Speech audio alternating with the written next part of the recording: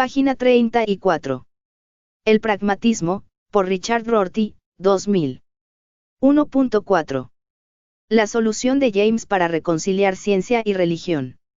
En esta última sección de la lección 1, me propongo tratar una de las partes más criticadas de la obra de William James, su ensayo, De Will to Believe.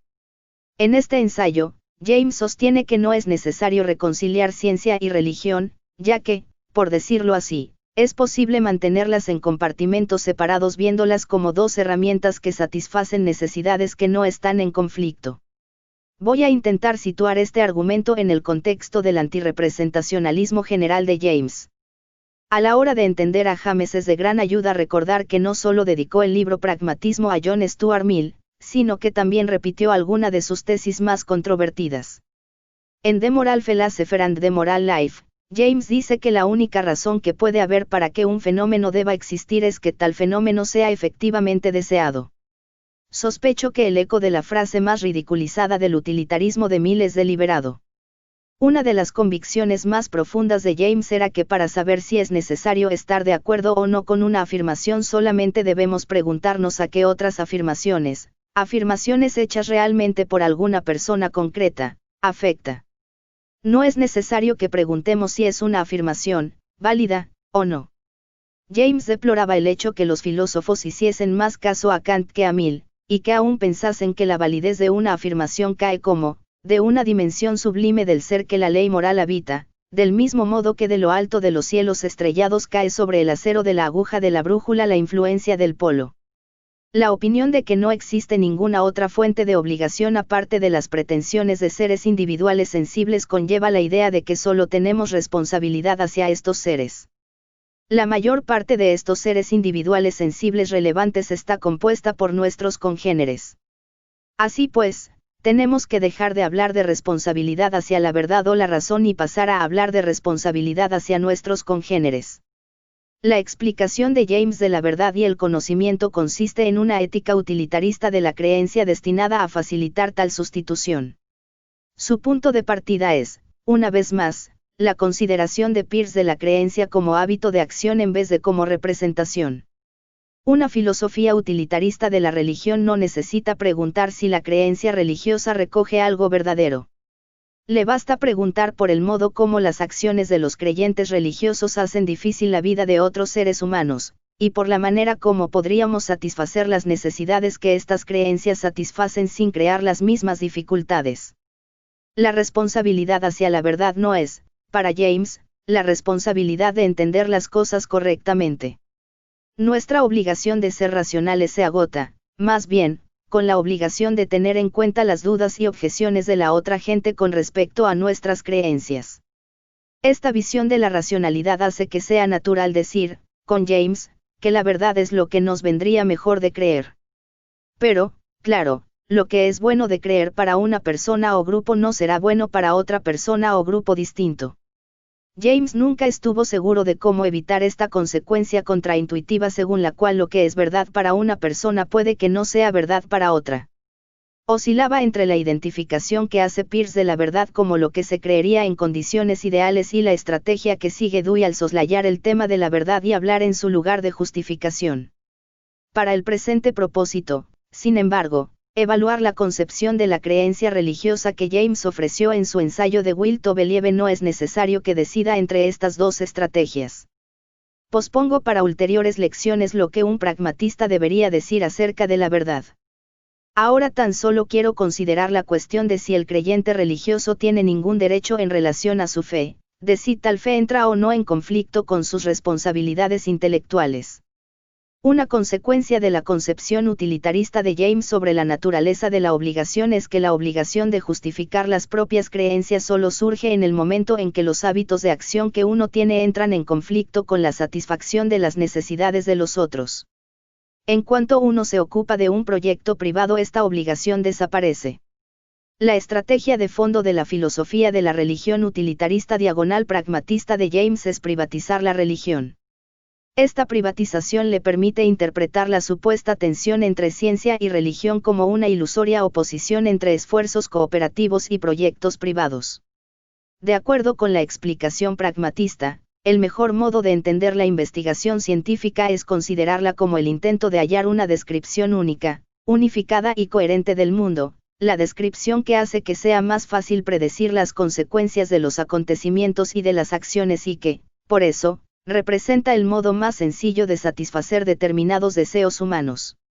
Lo que el pragmatista quiere decir cuando sostiene que la ciencia creacionista es mala ciencia es que subordina estos deseos a otros deseos menos extendidos.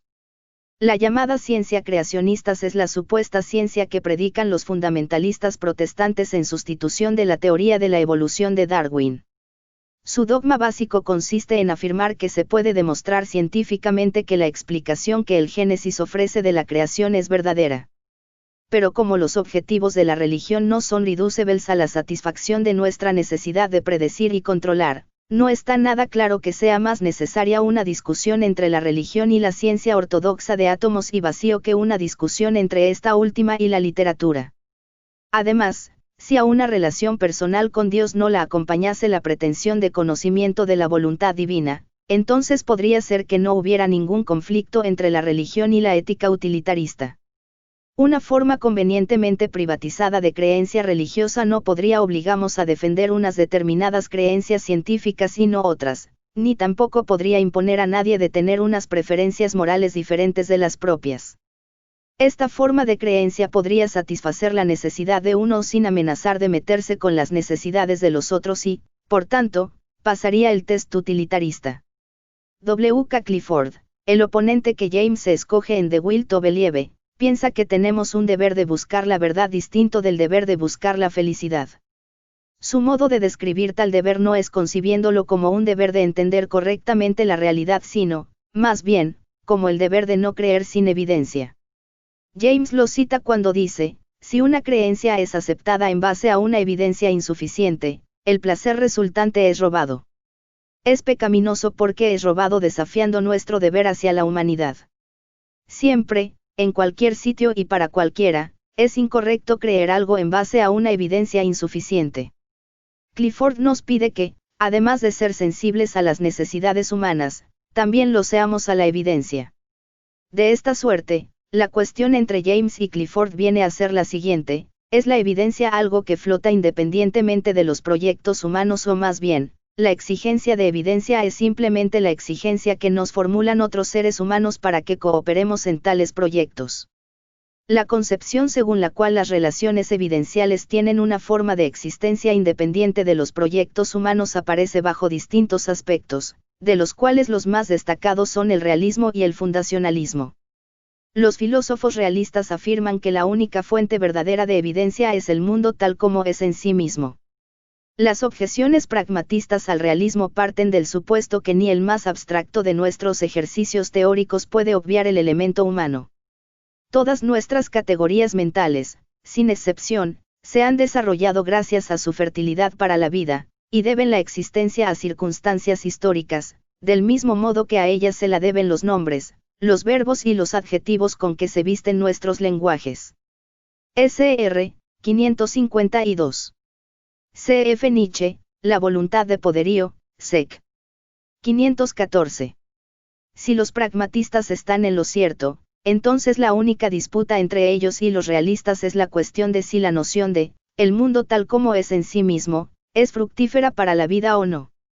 La crítica de James a las teorías de la verdad como correspondencia es reducible al argumento según el cual la pretendida adecuación de una creencia a la naturaleza intrínseca de la realidad no añade nada importante para la práctica al hecho de que se acepta universalmente que ésta conduce a una acción provechosa. El fundacionalismo es la concepción epistemológica que pueden adoptar aquellos que suspenden el juicio con respecto a la tesis realista según la cual la realidad tiene una naturaleza intrínseca. Un fundacionalista solamente necesita sostener que cada creencia ocupa un lugar en un orden natural de razones transhistórico y transcultural, un orden que, con el tiempo, termina por hacer que el investigador llegue hasta una u otra fuente última de evidencia. Distintos fundacionalistas ofrecen distintos candidatos para tales fuentes, por ejemplo, las escrituras, la tradición, las ideas claras y distintas, la experiencia de los sentidos, el sentido común. Los pragmatistas se oponen al fundacionalismo por las mismas razones que se oponen al realismo. Para ellos, la respuesta a la cuestión de si las investigaciones siguen un orden natural de razones, o bien simplemente responden a las exigencias de justificación predominante en nuestra cultura, al igual que la respuesta al problema de si encontramos o bien hacemos el mundo, no puede tener ninguna relevancia de orden práctico. Pero la exigencia de evidencia de Clifford también puede ser formulada en forma minimalista, una forma que evita tanto el realismo como el fundacionalismo y que concede a James que la responsabilidad intelectual no es nada más que la responsabilidad hacia la gente junto a la cual uno se empeña en algo. En su forma minimalista, esta exigencia tan solo presupone que el significado de un enunciado consiste en las relaciones inferenciales que mantiene con otros enunciados. De acuerdo con este punto de vista, utilizar el lenguaje en que se formula la oración nos compromete a creer que una afirmación es verdadera si, y solo si, también creemos que un determinado número de afirmaciones que permiten una inferencia a S, y aún otras afirmaciones que pueden ser inferidas de S son verdaderas. El error de creer sin evidencia consiste, pues, en el error de pretender participar en un proyecto común y, al mismo tiempo, no estar de acuerdo en jugar según las reglas. TV dice. ¿Y por qué uno decide creer sin evidencias? Lo hace, porque creer significa no dudar. Creer, siempre es muy cómodo, es una salida fácil para el pensamiento que no quiere verse envuelto en un enredo incómodo. Richard dice. Esta concepción del lenguaje quedó resumida en el eslogan positivista que dice que el significado de una afirmación es su método de verificación. Los positivistas sostenían que las oraciones utilizadas para expresar creencias religiosas no están conectadas con el resto del lenguaje según el procedimiento inferencial correcto, y de ahí que tan solo puedan expresar pseudocreencias. Los positivistas, siendo fundacionalistas empiristas, equipararon procedimiento inferencial correcto, a apelación definitiva a la experiencia sensorial. Con todo, un neopositivista no fundacionalista podría todavía sugerir el siguiente dilema: si hay conexiones inferenciales, entonces tenemos el deber de argumentar; si no hay, entonces no estamos tratando con una creencia en absoluto. Así pues, incluso si desechamos la noción fundacionalista de evidencia, la idea de Clifford puede aún ser reformulada en términos de la responsabilidad de argumentar. Podemos resumir una concepción minimalista de aspecto parecido a la de Clifford con la afirmación siguiente: tus emociones quizás sean cosa tuya, pero tus creencias son asunto de todos. No existe ningún procedimiento por medio del cual una persona religiosa pueda reclamar el derecho de creer como parte de un derecho general a la intimidad, porque la actividad de creer es inherente a un proyecto público, es decir, todos nosotros, en tanto que usuarios de un lenguaje, estamos en él conjuntamente. Todos tenemos la responsabilidad mutua de evitar creer algo que no pueda ser justificado ante el resto de nosotros. Ser racional es someter las creencias de uno, todas las creencias, al juicio de sus semejantes. James se opone a esta concepción. En The Will to Believe arguye que existen opciones forzosas, vivas e importantes que no pueden ser tomadas por evidencia, opciones que, como dijo James, no pueden ser tomadas en base a razones intelectuales. Por contra, la réplica característica de los que apoyan a Clifford consiste en afirmar que allá donde la evidencia y el argumento se presentan como inasequibles, la responsabilidad intelectual exige que las opciones dejen de ser o vivas o forzosas.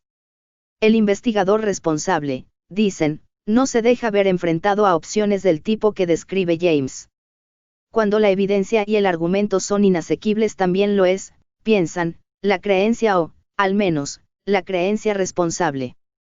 Se pueden tener deseos, esperanzas y otros estados cognitivos de forma legítima sin evidencia, pueden convertirse en lo que James llamaba nuestra naturaleza pasional, pero no creencias. En el reino de la creencia, que opciones son vivas y forzosas no es un asunto privado. Nos enfrentamos a las mismas opciones, a cada uno se nos proponen los mismos candidatos a la verdad. Tan intelectualmente irresponsable es ignorar tales opciones, como resolver la situación entre estos candidatos a la verdad sin recorrer al argumento basado en el tipo de evidencia que los significados mismos de las palabras nos señalan como necesario para su apoyo. Es justamente esta sutil y clara distinción entre lo cognitivo y lo no cognitivo, entre la creencia y el deseo, el tipo de dualismo que, sin embargo, James necesita desdibujar. De acuerdo con la explicación tradicional, el deseo no debería jugar ningún papel en la fijación de las creencias. Según la explicación pragmatista, en cambio, el único sentido de tener creencias es satisfacer los deseos. TB dice. Cuando uno tiene una creencia, siente un gran alivio, el intelecto descansa, ya no hay más por buscar. Richard dice. La tesis de que el pensar tan solo está ahí en interés de la conducta, es la versión que ofrece James de la tesis de Hume según la cual la razón es, y tiene que ser, la esclava de las pasiones. La aceptación de cualquiera de estas tesis, hará que uno tenga los mismos motivos que James para dudar del antagonismo supuestamente necesario entre la ciencia y la religión. Porque, como dije anteriormente, estas dos áreas de la cultura parecen satisfacer dos clases distintas de deseos. La ciencia nos permite predecir y controlar, mientras que la religión nos ofrece una mayor esperanza y, de este modo, algo por lo que vivir. La pregunta ¿cuál de las dos descripciones del universo es verdad?, puede llegar a ser tan absurda como la pregunta ¿cuál es la explicación verdadera de la mesa, la del carpintero o la del físico de partículas? Porque no hace falta contestar ninguna de estas preguntas si podemos diseñarnos una estrategia que mantenga a cada una de estas explicaciones en su camino de modo que no moleste a la otra. Consideren la caracterización que hace James de la hipótesis religiosa, como aquella que sostiene las tesis. 1. Las mejores cosas son las cosas eternas, y 2. Somos mejores si creemos. Por ahora, ignoraré la cuestión de si esto basta para caracterizar lo que la mayoría de gente religiosa cree.